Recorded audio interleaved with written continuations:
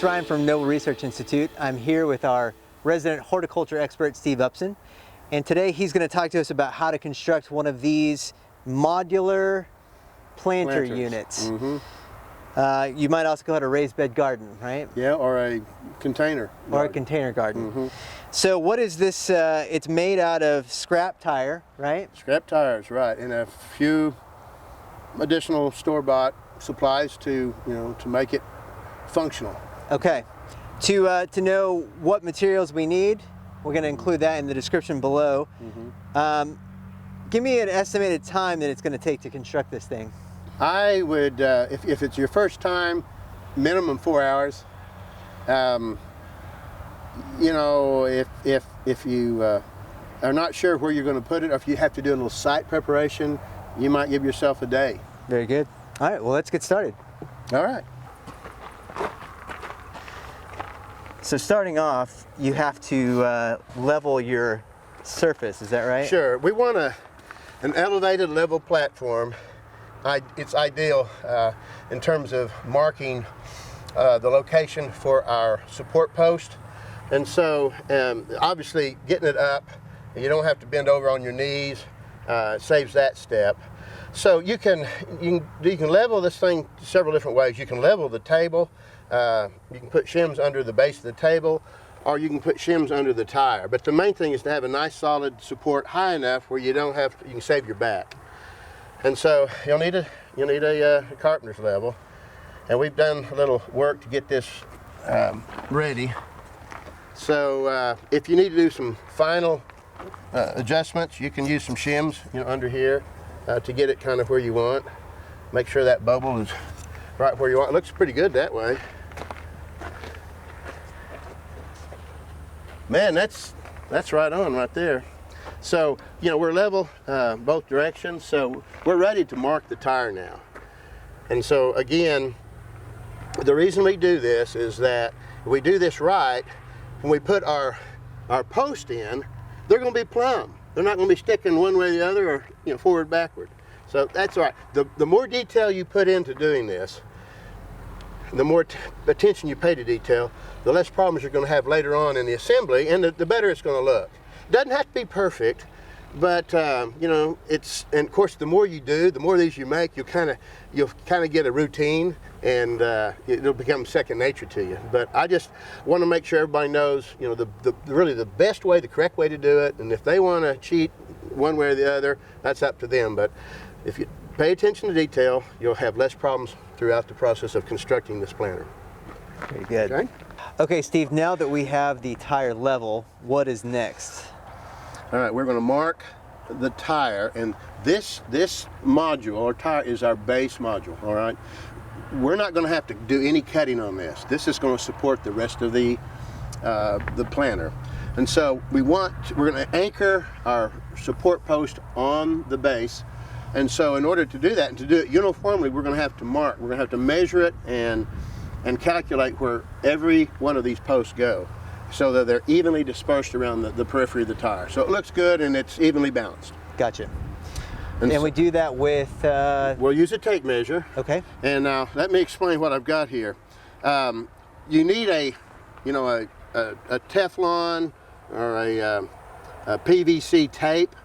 Metal won't work, it just kinks. So you've got to have something flexible just to measure around the tire. Now, it's hard to do calculations with an inch, 1/16 of an inch, 1/8 of an inch. But if everything is in decimal, you can move your decimal. It's a lot easier when you go to calculate. So we're going to use the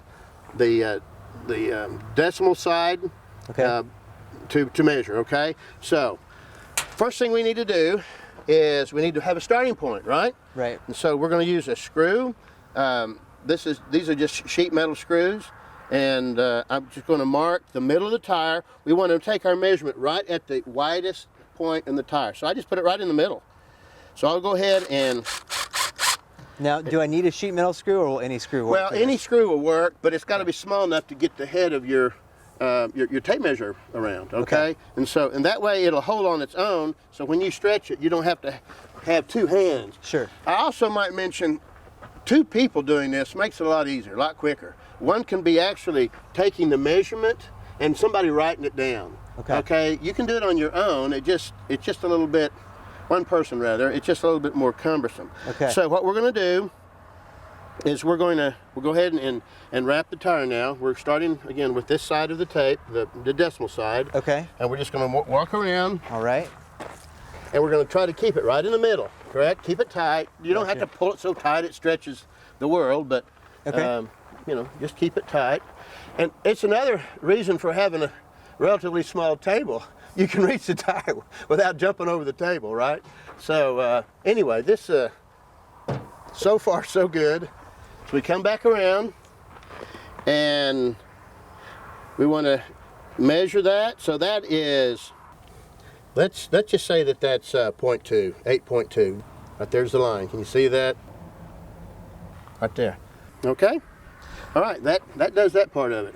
So again, that number was 8.2 feet, and you said we're going to divide this by 6. So when I divide by 6, that equals 1.36, well, 66, so 1.37. We're going to go ahead and mark our first one. Okay, so we need to get this Yeah, you just, right around the middle again. You just stretch it right there. That's all you need to do. All right, so I'm going to...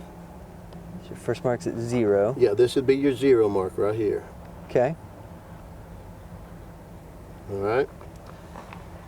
And then if you'll read that off. So 1.37 is our first mark. All right, 1.3567 right there.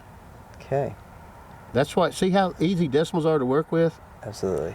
So your next mark's going to be at 2.74? 2.74. Right. 4.11 right there. Next you got 5.48. 4.8.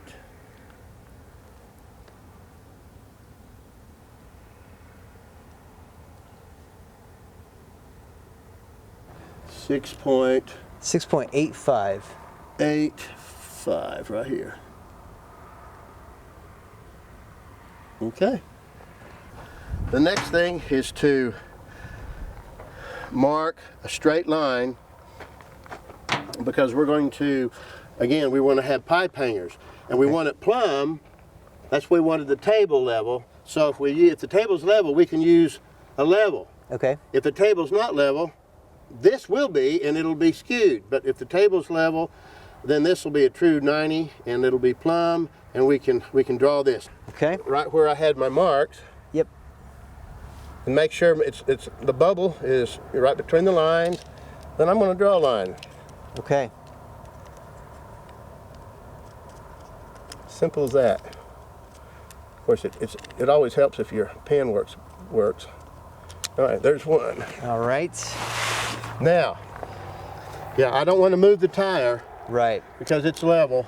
I could switch it around. If I was confident in the table being perfectly level, I'd do it. But this is more accurate, just to leave the tire where it is. Get your bubble.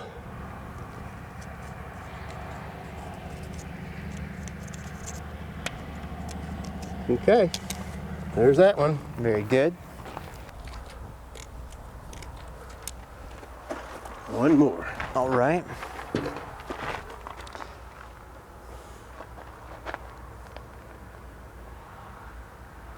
This next step here, you're about to do what? I'm going to mount the brackets that will hold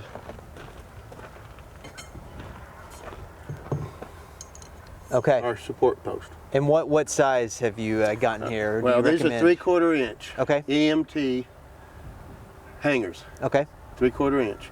It needs to be firm enough where it doesn't slip in and out. And these will fit really tight. And so you don't even need a set screw in there to keep them from moving up and down. Okay. Once we get this attached, they'll be fine. They're not going to go anywhere. But even though I have put set screws in them before, but first things first, what we need to do is we need to mount these uniformly. Okay. So I don't put them really close together, and I don't use one, I use two. You got to have at least two. Okay. we could put one in the middle there, but that's not going to help. If we have a base that works on its own. So I use two, and what I'm going to do now is I'll use these ridges, these grooves in the tire. I'll mount one right above it and one right below the bottom groove. Very good. And that centers it, see? Yep. And I'll do this by eye. I don't need anything but eye. And I'm going to attach one side first, one side of the bracket, because if you attach both, you can't get the conduit in there. You can't get your post in. So what I'll do is I just center it by eye, right over the stripe, or the line rather. Maybe hold something there for you. Well, you can. It's not one side. Okay. All you need. So this one goes right there. Right in the middle. And that's close enough. So now we can turn our tire because our marks are on there. You bet. Okay. No need to worry. The line is plumb. Theoretically, anyway. And again, the screw does not matter that we're using here. Well, actually, just something that's you know, I use a sheet metal screw, self-piercing, self-tapping. Okay. It's got a point. It doesn't cut as it goes through, but it's very sharp, and it's designed to go through thin metal. But it works once it gets bound up in the metal, in the tire, the steel belts. Boy, it really holds. And of course, these have a rubber base to them. It's to keep leaks out. Okay. It's not necessary, but they just come that way. It just works real well. This is what I use. I've had good luck with it. So, same thing. We repeat this 6 times.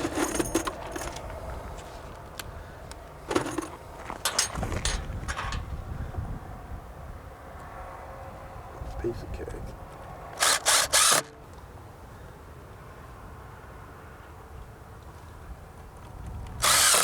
Okay. All right, Steve, so we got our brackets in place. Now what are we doing next? All right, the brackets are placed. We're going to mount the support post. Okay. And the posts are made out of sections of EMT tubing. This is 3/4 inch. I've taken the liberty to cut these into sections. I believe they're 30 inches long. I can get basically 4 of these out of a 10-foot joint. Okay. Now, this is not the gospel. You don't have to cut them exactly 30. If you are planning on building a higher bed using some more modules, you can make them longer. Okay. The idea is for them to come up almost to the top of of your planter. Just whatever you need to do to accommodate the size of the height of your planter. Okay. So we're also going to use just a piece of 2x4 block. And this is our check. We don't want to, when we mount this, we install these, we don't want it going all the way to the ground. Now, okay, you can, but this is going to rust out. Plus, I like to get a little bit more use out of these. There's no need to go all the way down here. As long as the bottom bracket is over that tubing, you're fine. Okay. So I like to just put it under there, and that's my guide. Okay, kind of a template. That way I know all of them are going to be installed about the same elevation. Got it.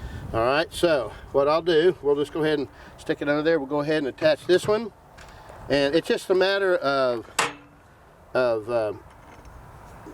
starting at one, go to the next, and don't get too picky about it. All right, that one's done. Very good. Okay. All right, so we're just going to rotate it on our workspace. Again, put that under there.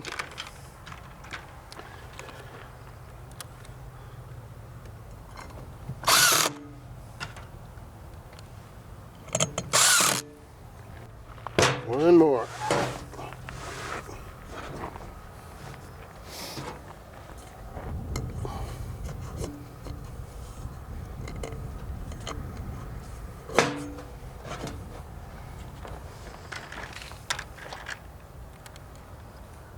Keep that top one first. I like to do the bottom one first.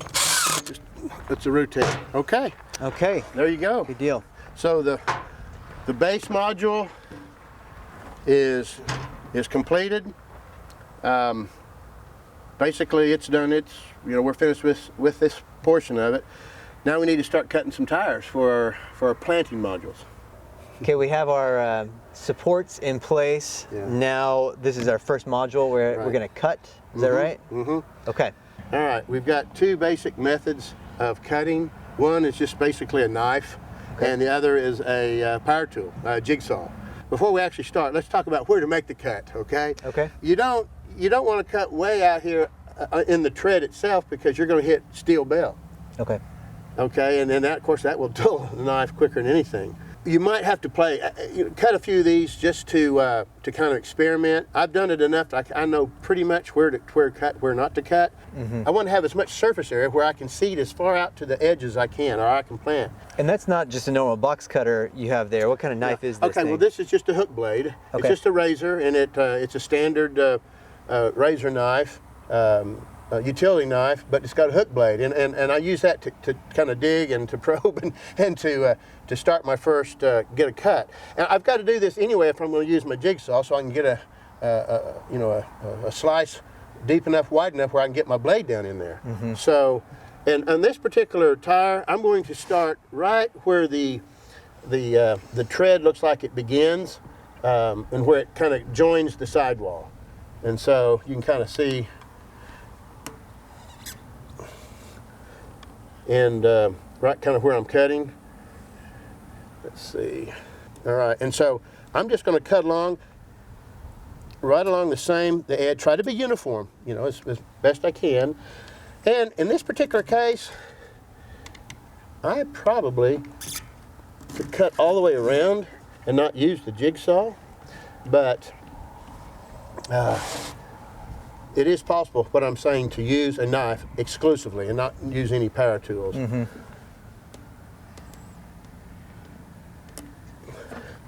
So what I'm going to do, I'm going to go back here where I started. I'm going to get it deep enough, and we'll go all the way through, and then I'm going to use my jigsaw. Now, that's kind of short. Go ahead and bring out a little longer knife. A longer razor. Yeah, see, I'm going all the way through now, all the way through. And you can go back over it with this if you want, or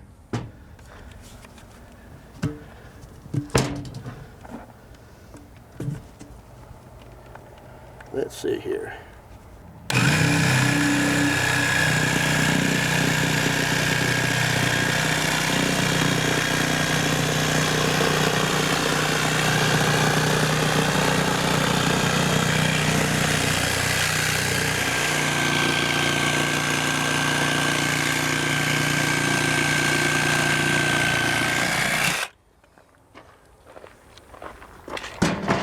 Looky there. How about that? So that part's done on one side. And now, will we just throw this away No. at that point? No. We're going to use that. We can use this. Okay. Now, this is one of our growing modules, so we can't leave this rim on. Okay, we've got to take this off. But this is going to be the bottom module, so we don't have to cut all the way out here. Since this is going to be on the very bottom, we're going to put a false bottom on this, and so we need a little lip. We need a lip. So when we cut this, we're going to leave. We're going to come out further. We're going to come closer to the bead, and so we don't even have to mark this one. It's got a nice line here. Maybe we'll kind of tilt that up so we can see on this camera. line. Okay, we're going to cut right. If you hold that up, we're going to cut right here. Right there. Okay. And so I can already see it, okay? And that way we'll have enough lip that when we lay this down on top of our bottom module, what I call the floor of the planter, it will lay right on top of that and form a nice seal. All right, so on this, we really don't need the jigsaw, I don't believe. Let's try. Let's see how thick this baby is. We might just use the hook blade because it's thinner. It's thinner right here. Okay. Whoops.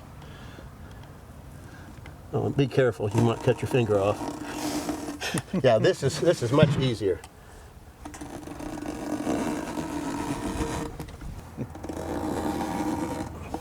All right. So that one's done. We're going to save that.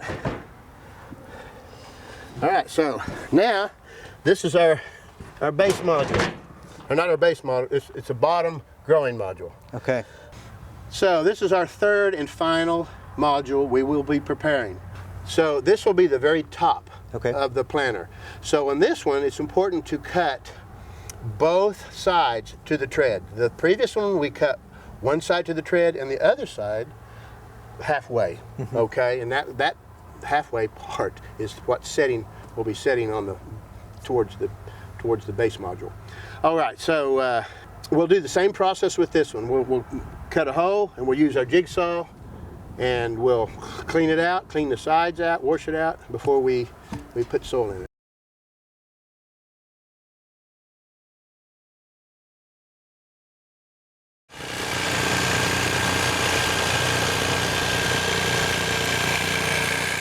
So now you have cut out the top growing module. Right, this is the top one. You know, see, there's no lip on it. It's just tread. Okay. You can put it this way or this way, and you've got the maximum surface area available for the plants. Okay, to seed around the edge or whatever. That's what we want. There's 32 inches, 31 inches of growing space there. So next up, we're going to build a floor that will mount above the base module. So the idea again is to limit the amount of potting mix that we require. Otherwise, if we didn't have this sitting on top of the base module, we'd have another 3 cubic feet or whatever of soil required to fill up the base module. We don't need that. If we again have 2 levels, 2 modules full of soil, that's enough for everything we're going to be growing. Okay. All right. So this is what it's going to look like. I stole this from another bed, but it's got the woven ground cloth weed barrier. This is a high dollar one. This is, I mean, you can use cheaper, but this has the felt on the back. And this is, I believe this one is DeWitt Pro 5. It's one of the nicer, heaviest ones you can buy. You get this on Amazon? You can get it on Amazon, DeWitt Pro 5. It comes in different widths. I think you can get a 4-foot width, which was fine. Or one similar to that. There might be a knockoff of that. But, and then we have our grid. This is goat panel. Okay. Okay, it's galvanized metal, and that's our structure. And the webbing is close enough, the grid's close enough, the mesh is tight enough to where your soil's not going to fall through this, because this is heavyweight stuff, okay? And this again will sit on top of the base module. So in order to make one, that'll fit our bed, we use the trimmings or the sidewall that we cut out of our bed. We'll use it as a template, and we'll just put it over a piece of goat panel that we've already cut to size. If you want to just stand on that, baby. Okay. I'll go ahead and start. And this type of, what did you call it, goat? Goat panel, Goat panel. Do I buy that at Tractor Supply, or where do I buy that? Yeah, you can buy it at farm stores. Farm stores? Yeah, it's about 4-inch mesh. Okay. That's what you want. That's good enough. Okay, that's enough to get started there. Let's see where we're at.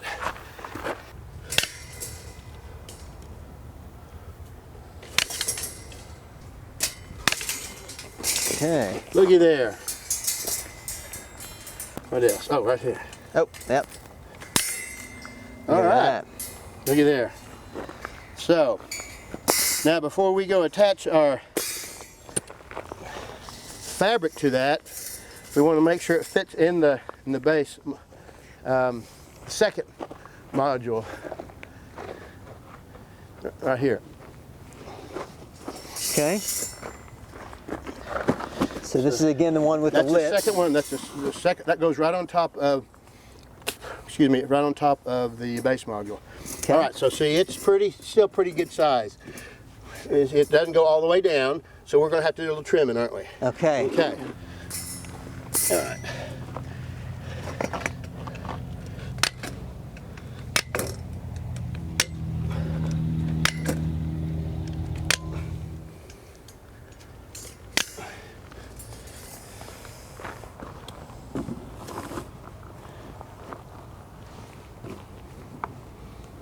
Okay, so where are we tight here?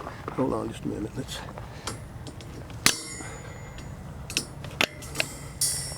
This is what's getting us right here.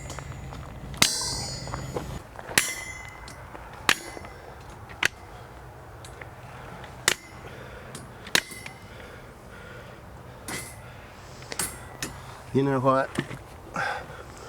I think that looks pretty good right there. Very good. So again, that's pretty well sitting flush on the bottom. Mm-hmm. So we've cut out the grid, and you have your heavy duty Weed barrier, ground weed cloth. barrier. Mm-hmm. Okay, so we're gonna put this on here. Yeah, and all we're doing is just basically taping it to the bottom, to the back, because once it's in place, it's not going to move. Okay. Okay, so I'm just trying to get it to where it looks like a, it looks like a, two-dimensional instead of hanging down. We don't want it the fabric hanging down. We just want it attached. So there's no really rhyme or reason, I guess, one way rather to do this. You just tape it and fold it on the edges so it looks so it'll fit the module, the tire. Okay. So I'm just using Use duct tape here. world's most important material, duct tape, right? Baling wire. And so anyway, we just get it loosely attached. It's no big deal. So it stays together on you while you're putting it together.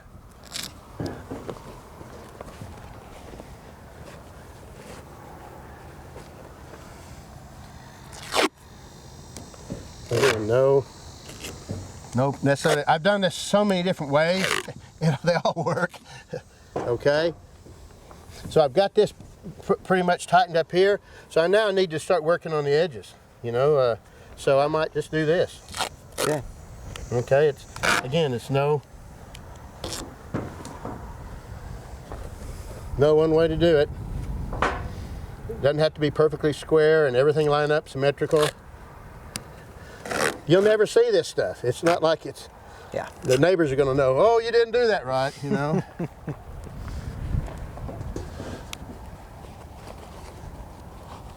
that's what I meant. I'd like to try to at least stay the same as I did on one side as the other. So what's the downside to cheaping out and getting a less durable material here? It might break through. Okay. Okay. Weeds get through. This stuff is not going to break through. So is this for a certain number of years? They say that. Oh yeah. Well, I mean, if it's underground, if the sunlight doesn't hit it, and you don't poke a hole in it with a fork or something when you're trying to turn the soil, or it should last 15, 20 years. Oh, wow. Easy. Okay. I mean, it's treated, it's heavyweight, it's needle punched, it's woven, and like I said, you're not going to be agitated, you're not going to be putting any friction wear on it. Right. It's just there as a liner. And it's not going to rot. Okay? So you kind of see what we're doing here. Mm-hmm. Now, I'm not much in wrapping presents, but this will work. My wife wraps all of our presents. She's good at that.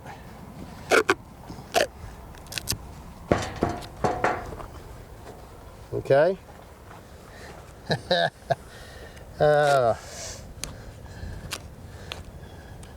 Spent 10 years at university figuring out how to do this, right?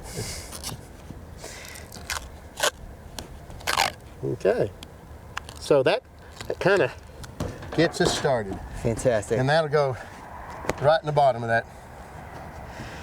that second module. Okay? Very good. All right, Steve, so back to our base. What are we going to do with these 2x4s? Okay, I've cut these to fit the diameter of the module of the tire. I put a little bevel on them, an angle, so it kind of follows the contour of the curve, right? Okay. And so, again, they're just treated 2x4 lumber, right? Okay. Treated so they don't rot, right? Just quick. So we're going to stick these and just kind of put them evenly space these, and that will support our floor, that we just made, the hog panel, or excuse me, the goat panel fabric floor. Okay. All right, it'll sit on top of that. We don't have to have it right together. I mean, there's no need of it. That's a pretty strong structure, the weave of that metal. So we can put maybe 6 inches or so between these. Okay. And that way we save a little bit on cost of the lumber. And so what I would do now, what we need to do now is take the second module, the growing module, Okay. and we'll sit it on top of that. Oh, very good. Okay? Now, you'll notice that the sides aren't supported, right? I mean, I've just got the middle. Right. So again, I take four by 4 inch blocks, or 3.5 by 3.5, whatever, and I'll just space these around here evenly. All right? Okay. And there, take 8 of those. Here's one. Okay. I'll put 2 between each set of columns. Okay. Just kind of space those evenly, and that keeps that supported. That's all you need. Bingo. Very good. How about that? All right, so that's ready to attach. Now, all we need is our floor that Okay. we've already made, and we'll just stick it right here in the bottom. Very good. Bingo, we're in place. And we're ready now to fill this with potting soil. But we want to make it a little stronger. We'll put, and keep it from shifting, we'll go ahead and put another clamp, another pipe hanger on the center of the tire on each of our posts, and make sure that that's as rigid as possible, okay? Before we put our hangers on, I'm just going to take the floor out. We might need to just blow out some of the filings, because when we stick our screws through there, we're going to have to grind down the points so we don't rip our fingers open when we're mixing the soil with our hands, if we choose to do that, okay? So we'll go ahead and again attach these the same way we did these. Now, these should be pretty plumb. I'm not going to worry about it right now. They're on this table. They'd be close enough. So again, just right here in the middle. Okay. Or we don't have to do it in the middle. We can come up a little bit if we want to do it. Put them right in the middle of this ply right here. Second row tread there. It's no big deal. Just be consistent. Be consistent so it looks nice. Okay.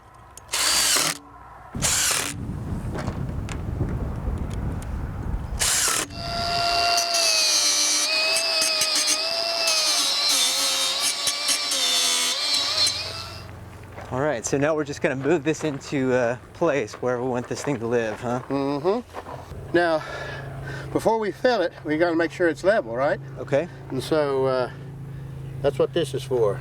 Okay, we're off just a little bit. And so it's pretty good that way. It needs to come up, looks like it needs to come up just a hair. So what I'm suggesting is, now you can prepare the site, level the site as best you can. Sometimes that's not possible. If you've got a lawn and you've just covered it up with weed barrier fabric, and you're not wanting to get out the tiller or have some equipment come in and do a lot of leveling, well, just go ahead. This thing has got a very small footprint. Unless it's just really sloped, you can take care of what you need to do with some shims. Now, I'm using some rubber pavers, and I've just cut these up. You see these at a box store. They're really nice, and they don't rot, they don't rust. I just cut them up into an area that's about the width of that tire, and I can stick them underneath it wherever I need to get it level. Okay. They're not going anywhere. Matter of fact, they do provide a little oxygen. You know, it opens the bottom up so oxygen can come up, and your water will drain out real freely that way. It really helps. So what I'm going to do, I'm going to just kind of watch my my level here, and I'm going to start putting some shims underneath this. Okay. Okay.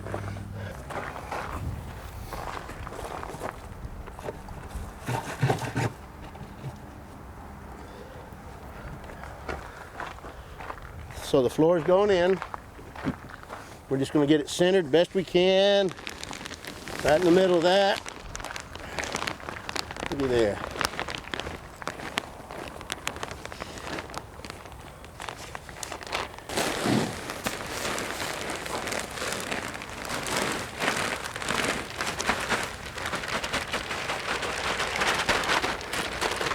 Okay, we've got one filled.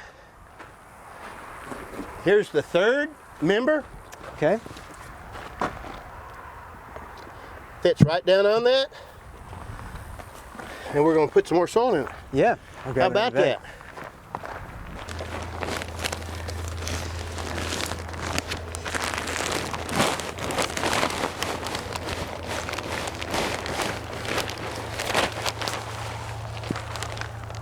Woo-wee.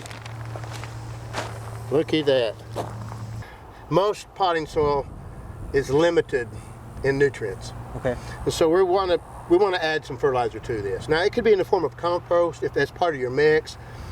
You know, we can add some organic type of fertilizer. We can add commercial type. So we're going to assume that we've amended this with some fertilizer. We've got starter solution in this, or starter fertilizer, and we're going to go ahead and plant. So you know, this is fall year. We're going to plant some cabbage out, some cabbage and broccoli. So And again, what all can I grow in this? What can't you grow? You know? Okay. I mean, pecan tree, no, right? But any garden flower crop, it's great for. Okay, gardens and flowers. I like this. You know, just make sure that you space things out appropriately. Give them plenty of room. I'm going to put 4 cabbage plants. It's a little tight maybe for that if they really do a good job. But, you know, I'll do that. I'll just do that with this. So there you go. Now, how do you provide protection to these? You can build a little greenhouse over if you want to. The cheapest thing that I found to protect them from wind and yet get them going is just use a tire set over the top of them. But we've got the sidewalls cut out, and then we'll just put some either row cover material, geotextile that's porous that will help let sunlight in, but will also provide a little insulated value. So 2 ways to do that. You can cut this, if you have a 4th tire, you can cut out the sidewalls and just stick it right on top of this one, and then cover the top up with it, right? And put a bungee around it, cover the top up with your geotextile. Okay, this is your floating cover, right? This is your porous spun bonded material. This will be your top. So on this one, I just found a tire that's a little smaller. I didn't cut up the other one. This is a little smaller, and so it fits right inside the other tire, pretty much. It doesn't fit perfectly, but this one's not bad. You just make sure it's level all the way around, right? Or sitting on the soil, whatever. You can push it down. What does that look like? Let's see. It's pretty good. Not bad. Okay, and then we're going to take a sidewall from maybe one of the tires that we used in this. Okay. We'll put that right here on the top. Put our material over the top of that. All right, and then set another sidewall right on top of that to lock it in, and you're done. That will, it's not much to look at. You could tuck this in, you know, right here if you want to. If you have a smaller tire, much smaller, you can cram it down between. But this will allow some rain through, protect them from cold weather, and provide a little light. It's not ideal. I mean, you've got the sun blocked off from here, but it does protect them. Okay. To get them started. This is probably this is really better adapted to the spring than now, because by the time these things get really cold weather, they're going to grow out of this. This is more for spring, for tomatoes, and for warm season crops that you're planting really early, and you need a little protection before you escape that frost period, that freeze period. Okay. You might need some trellising, you know, for tomatoes. So this is what this is for. These are just 1/2-inch conduit, right? They fit right down into the existing frame. And you've just added small... I've added some small some small screws. Okay. Right. You can wrap this with wire or with binding twine, binder's twine, baling twine, whatever you want to keep these from spinning in the post. You just put a set screw, put another one of these through here, go all the way through, and that binds them, locks them into place. Do whatever you want to with this, okay? It'll fit a great big bag over the top of it. You just have to be creative. I just wanted you to see what the advantage of putting these posts on here instead of just having a stack of tires. It's so much more versatile. Right. Okay? And that kind of brings us to a close. You know, enjoy.